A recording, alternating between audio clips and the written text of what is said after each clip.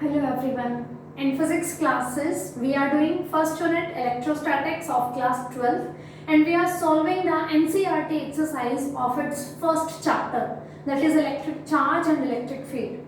First 13 questions we have already solved. From today we are going to solve the question number 14 and onwards. So let's start with the question number 14. It is saying that given figure I have already drawn on the board shows tracks of three charged particles in a uniform electrostatic field. Give the signs of three charges and which particle has the highest charge to mass ratio. Means we have three particles, particle 1, 2 and 3. These two plates, positive and negative, are showing that the arrangement of uniform electric field is there. And this is the path followed by the charge particle 1, 2 and 3. It is asking about the charges of first, second and third particle. Students, it's very clear these two charge particles which are moving and bending towards the positive plate. Of course, they both are having negative charge on them. Because attraction of charges is there when they are dissimilar. They are unlike charges. So 1 and 2 particles are attracted towards the positive plate, that means they both are having negative charge. Similarly, the third charge particle is attracted towards the negative plate. So it must having the positive charge. So this one is about the charges of three charged particles. Their attraction towards the plates is showing their charges. These two are attracted towards positive plate, that's why they are having negative charge. This one is attracted towards the negative plate, that's why it is having positive charge. Now it is asking that which one is having highest charge to mass ratio, Q upon M. Because these three charged particles are there, they are having different charges and different masses. It is asking about which one is having highest of this value. So, if you can see that if we draw the two axes, x and y, they are deflected in this direction and this. So, we can say deflection is in the y direction. They are moving along the x-axis and the deflection is towards the positive y or negative y-axis. So, firstly I want to calculate this deflection. Any distance s I can calculate by using the equation st plus half at square. As initial stage is not given, these charged particles are already moving. So we are saying ki u is equals to 0. So s is equals to half at square. We know f is equals to ma and acceleration will be given by f by m. As the charged particles are moving in the electric field, so force can be calculated with the help of electric field intensity. We know electric field intensity is given by force per unit charge. So force will be given by charge into electric field. This equation I can use here and I can calculate finally acceleration will be QE by M. I am repeating, I am calculating the deflection of these charged particles. They are deflecting towards y-axis, positive or negative y-axis. I want to calculate this deflection. I am using this equation. This is for calculating the distance. S is equals to ut plus half at square. As charged particles are already moving in the electric field intensity, we do not know about its initial stages. So u is equals to 0. We left s is equals to half at square. Now I want to calculate this acceleration. We know F is equals to ma because we are using this equation of motion. So we are using Newton's law. F is equals to ma. So acceleration will be F by m. And because these charged particles are moving in the electric field intensity, so electric field intensity is given by force per unit charge. From here force is equals to charge into electric field intensity. And I am putting this value of force in the value of acceleration. I get the value of acceleration is A is equals to QE by m square. So S will be equals to half. Acceleration means QE by m t square. And here you can see this thing, this ratio Q by m. So I can say this distance S is directly proportional to this ratio. Means which is moving which is showing highest deflection will have the highest ratio? And this is the question that out of these three, which one is having the highest Q by M ratio? And from diagram it's very clear that the highest deflection is for the charged particle 3. So the charged particle 3 will have highest Q by M ratio. I hope these two things are clear to you. First it was asked the charges of three charged particles, and second it is asking about the highest ratio. And from this equation we have proved that the highest charge ratio will be according to the deflection or the distance traveled by them. The deflection is highest for the particle 3, that's why it will have the highest Q by M ratio. So this one is about the question number 14. So let's move to the question number 15. Question number 15 is, consider a uniform electric field E is equals to 3 into 10 to the power 3 I cap Newton per coulomb.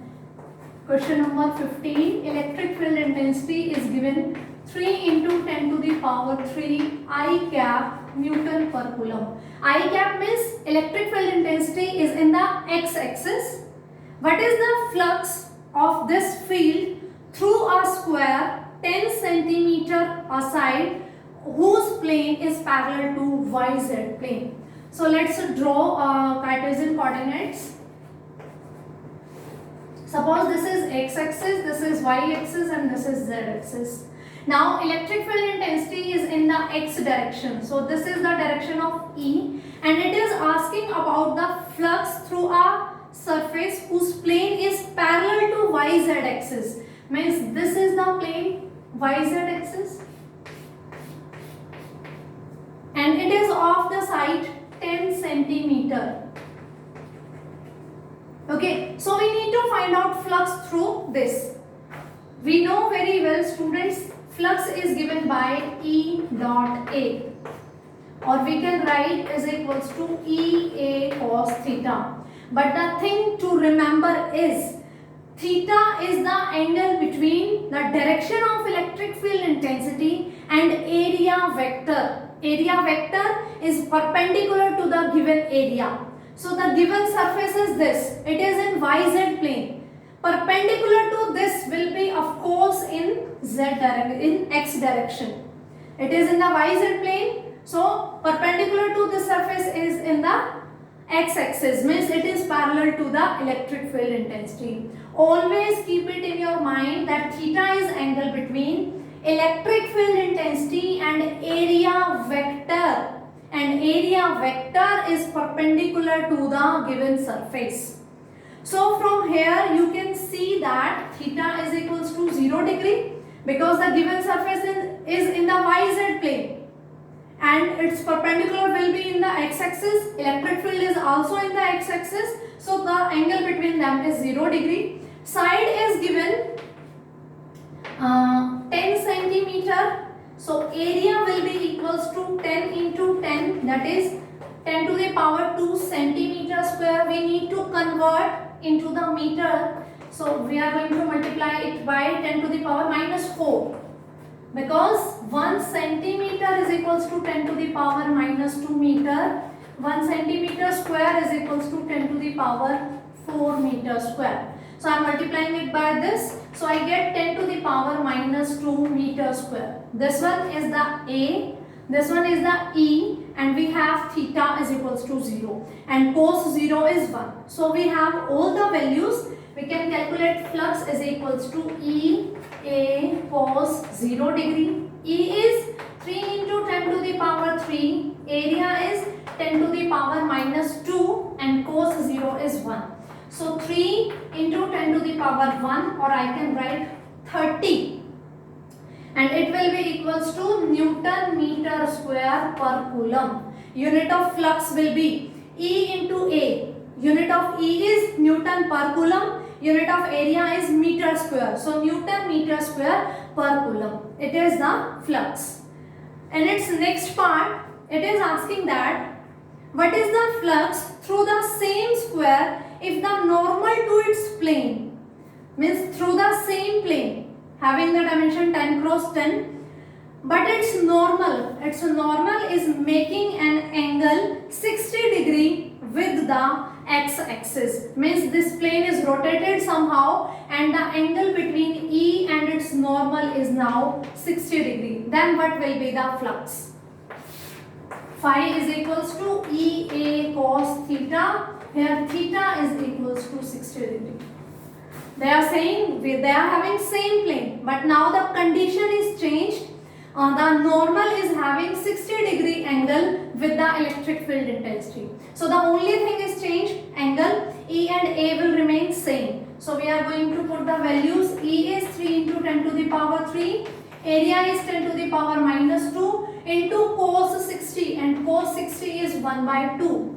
3 by 2, that is 1.5 into 10 to the power 1, or I can write 15 Newton meter square per coulomb. So it will be the phi for the second part. The only change is here angle is given 60 degree. In first part angle was not given. You need to use your mind that in the formula theta is angle between electric field intensity and area vector perpendicular to the given surface. Okay. So moving to the question number 16. What is the net flux of uniform electric field of the question 15? Means the same electric field is given through a cube of side 20 centimeter oriented so that its faces are parallel to coordinate planes. Means this time we have a cube. Electric field again is given in the x-axis. This one is y and this one is z. Now the cube is of side 20 centimeter is given.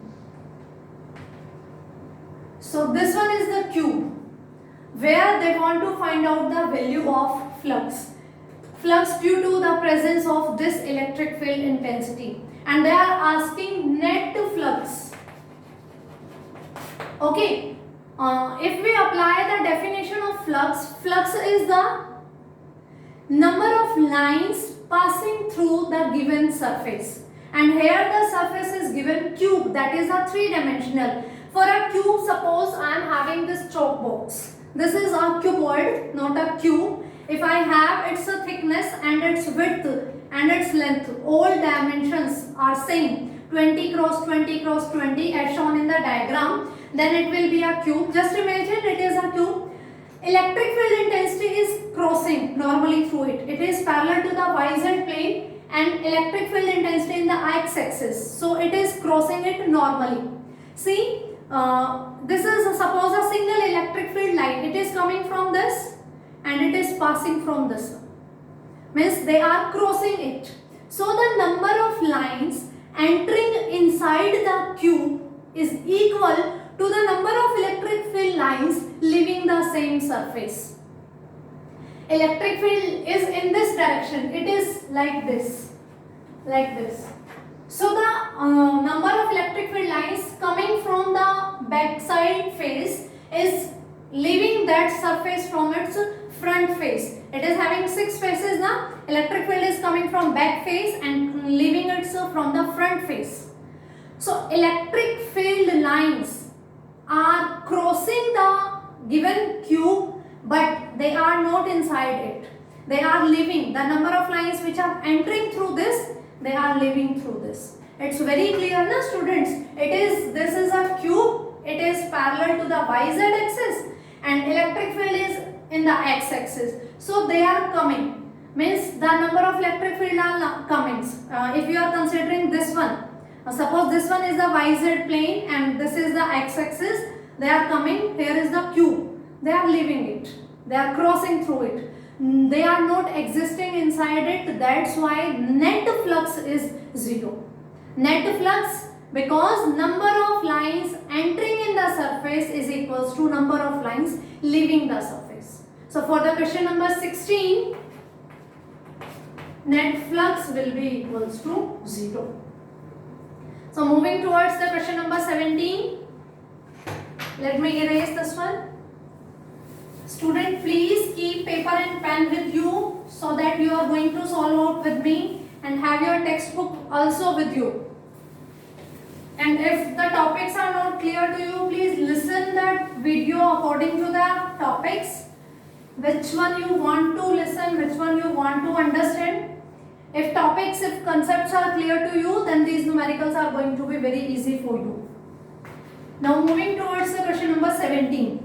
Careful measurement of the electric field at the surface of a black box indicates that net outward flux through the surface of the box is 8 into 10 to the power 3 Newton meter square per coulomb. 8 into 10 to the power 3 Newton meter square per coulomb. Means through a black box, net flux is given to us, and it is asking about what is the net charge inside the box. And second, let's do with the first part, then we will move to second. Means a black box we are having, and the net flux of this is given, and it is asking about the charge inside the box. We have this one. This is the one definition of electric flux, and by Gauss law we know that flux through a closed surface is given by Q by epsilon naught. Q is the net charge inside the box. It is Q by epsilon naught. Phi is given. Epsilon naught is a constant. So it is asking about the Q. Q will be calculated as phi into epsilon naught. The value of phi is 8 into 10 to the power 3. Epsilon naught is 8.85 into 10 to the power minus 12. On solving this, we get the value 0.07 into 10 to the power minus 6 coulomb. So this one is the value of net charge inside the box. We have two definitions of flux. Flux is given by E dot A, or we can write it as E dot ds for Gaussian surfaces. And we also have the value of flux by this formula using Gauss law. So flux was given, and it was asking about the charge. We can calculate the charge by multiplying phi into the epsilon naught. Moving towards the second part, it is asking that if the net outward flux through the surface of box were 0, means if the flux is 0, okay, then could you conclude that there were no charges inside the box? Why or why not? Means now they are saying if flux is 0, then what can we say about the charge inside the box? They are saying flux is 0. So two possibilities are there. Either Q is 0 or summation Q is 0. There are two meanings. Suppose we have a box now, and we are getting flux is equals to 0 through this box. So two possibilities are there. The first one is कि no charge is present inside the box. Means no charge is there, and phi is equals to Q by epsilon naught. No charge is there, Q is 0, so phi is equals to 0. Because epsilon naught is not going to be 0, Q is 0, that means phi is 0. Because in the formula for the phi we have only two terms, Q and epsilon naught. It is a constant, its value is fixed, 8.85 into 10 to the power minus 12. But the Q is giving the value of phi. If it is 0, only then it is 0. So the first probability is no charge is inside the box. Second probability is this, it is having multiple charges. And we can calculate net charge as Q1 plus Q2 plus Q3 and so on. It is having a multiple charges, a number of charges. But the net sum of the charge is 0. That is, I am writing summation Q is 0. Means the net charge is 0. The first case is कि no charge is present inside the case, and the second probability is this, yes, charges are present there, but net charge means when we are adding them, we know the property of addition of charges. Whenever we need to find out the net charge of a system, we need to add the charges vectorially, because charges is having two types, positive and negative. So when we are going to add up all the charges, we get the net sum is equals to 0. So phi is equals to 0. It is having two meaning. Either the box is not having any charge, or the box is having net charge is equals to 0. It is having a number of charges and their net charge is equals to 0. So this one is about the question number 17. I hope question number 14 to 17 are clear to you. Next questions we are going to do in our next video. Thank you.